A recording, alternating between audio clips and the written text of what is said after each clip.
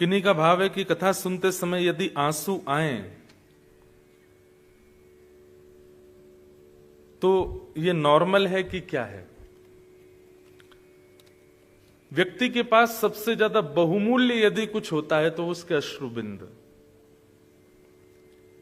आपके पास सबसे ज्यादा कीमती कुछ है तो वो आपके अश्रु हैं, और वे यदि ठाकुर जी के भाव के प्रति अगर प्रकट हो रहे हैं तो मैं ऐसा कहता हूं कि आप ठाकुर जी को इससे बड़ा कुछ दे ही नहीं सकते हो। संसार के लिए रोना आ जाता है, विपत्तियों में रोना आ जाता है, अपनी किसी इच्छा की पूर्ति ना होने पर रोना आ जाता है, लेकिन ठाकुर जी के प्रसंगों को सुनकर के या केवल भगवत भाव सुनकर के नेत्र सजल हो जाएं, ये सामान्य बात नहीं है। श्री चैतन्य महाप्रभु अपने समस्त शिष्य परिकर के साथ कहीं जा रहे थे तो बीच में कहीं कथा चल रही थी। महाप्रभु जी का नियम था, कहीं भी सत्संग होता था तो थोड़ी देर रुकते थे। आप जाकर के जैसे ही वहां बैठे तो वक्ता जो थे वो इतने अच्छे वक्ता नहीं थे, केवल अपने घर चलाने के लिए कथा करते थे। ना उनका अध्ययन इतना अच्छा था, ना उनकी वाणी इतनी ज्यादा मधुर थी। तो जितने भी शिष्य परिकर थे महाप्रभु जी के साथ, वे सब तो उनको उसी भाव से आंक रहे थे। ना तो ये अच्छे से बोल रहे हैं, ना अच्छे से गा रहे हैं, ना इनके श्लोक शुद्ध हैं, ना इनकी बातें स्पष्ट हैं, पर महाप्रभु जी दोनों भुजा उठा करके भाव विह्वल होकर के नेत्रों से अश्रुपात करते जा रहे हैं। जब कथा विश्राम हुई, वे वापस लौटे तो कुछ शिष्यों ने पूछा कि उस कथा में हम लोग गए थे, वहां ना तो भाव था, ना विद्वत्ता थी, ना ज्ञान था, ना वक्तव्य था। क्षमा करें, आप इतने भाव में विभोर होकर के उस कथा में कैसे रस ले रहे थे? महाप्रभु जी कहते हैं, तुम लोग वक्ता को परखने गए थे, तुम ये जानने देखने गए थे कि वो कितना विद्वान है, कितना जानता है, क्या बोलता है, क्या नहीं बोलता है। ये सब करने के लिए कथा में गए थे।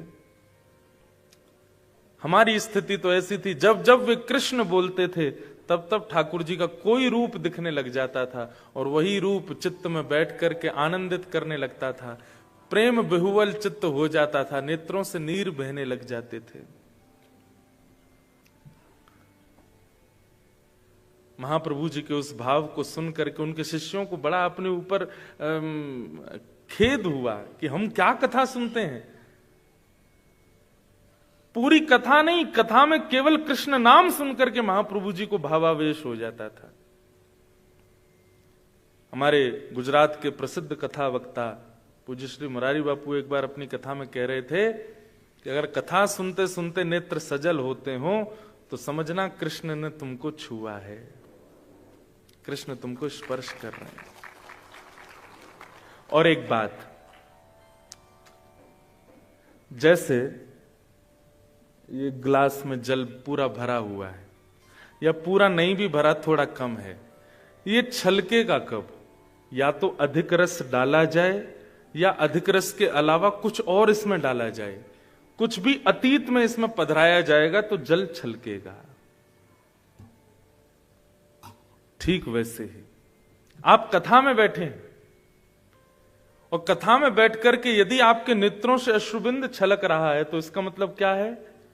या तो रस पधराया जा रहा है, जो बात आप सुन रहे हैं वक्ता के मुख से, वो आपके चित्त में ऑलरेडी इतना रस है कि उसमें जब वह रस का भाव जा रहा है तो नेत्रों से छलक रहा है। इसका मतलब ये इस बात का द्योतक है कि आप कथा को सुन नहीं रहे हो, पी रहे हो, ले रहे हो भीतर।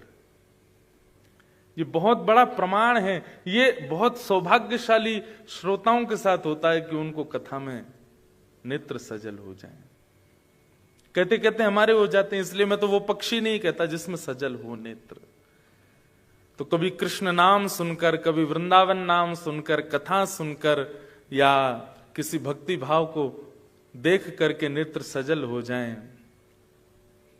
तो समझ जाना कि आप, अब मैं बात आगे की बोलूं तो कहीं आपको अभिमान ना हो जाए, पर आप निश्चित ही भक्ति पथ पर एक माइलस्टोन क्रॉस कर चुके हो भगवद मिलन के लिए, तभी आपकी ऐसी स्थिति है।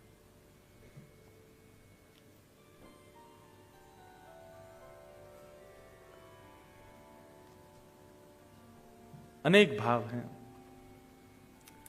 तो ये अच्छा है अगर ऐसा होता है। बस एक प्रयास कीजिएगा, मूल्यवान वस्तु को छुपाया जाता है, मूल्यवान वस्तु को ज्यादा प्रदर्शित नहीं किया जाता, नहीं तो नजर लग जाती है। और दूसरा, चोरी होने का भय होता है। कृष्ण विरह में निकले हुए अश्रुबिंद बहुत मूल्यवान है। अगल बगल वाले, आगे पीछे वाले आपके भाव को नहीं समझेंगे। वो हो सकता है आपके प्रति क्या भावना रखते हो। इसलिए प्रयास कीजिए कि जब यह ऐसी स्थिति हो तो या तो सिर झुका लीजिए या नेत्र बंद कर लीजिए, कैसे भी करके किसी को दिखे ना।